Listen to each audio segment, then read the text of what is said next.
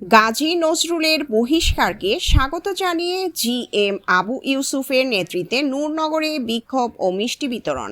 বাংলাদেশ জামায়াতে ইসলামী থেকে সাতক্ষীরা ৪ আসনে সংসদ সদস্য গাজী নজরুল ইসলামকে বহিষ্কারের সিদ্ধান্তকে স্বাগত জানিয়ে এবং তার সংসদ সদস্য পদ বাতিলের দাবিতে শ্যামনগরের নূরনগরে বিক্ষোভ ও মিষ্টি বিতরণ কর্মসূচি অনুষ্ঠিত হয়েছে।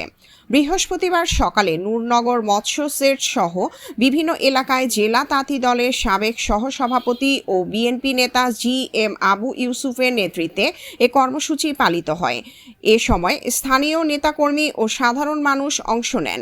বক্তারা অভিযোগগুলোর নিরপেক্ষ তদন্ত, সত্যতা প্রমাণিত হলে সংসদ সদস্য পদ বাতিল সহ প্রয়োজনীয় আইনগত ব্যবস্থা গ্রহণের দাবি জানান। কর্মসূচি শেষে স্থানীয় মানুষের মাঝে মিষ্টি বিতরণ করা হয়।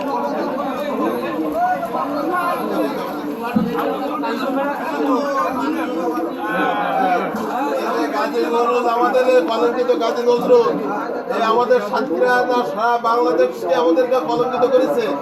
এখন তার এই যে ওনার সংসদ সদস্য পদ থেকে আমরা বাতিলছে, তাকে অনতিবিলম্বে জামাত তাকে তার থেকে বহিষ্কার করেছে এবং তার সংসদ থেকে তার সংসদ বাতিল করে আগামী দিনের সামনে করে আবার নির্বাচনের আহ্বান জানাচ্ছি নির্বাচন কমিশনের কাছে। আর এই উপলক্ষে আপনাদেরকে মিষ্টি বিতরণ। প্রিয়াঙ্কা মল্লিক, ভোরের সংবাদ।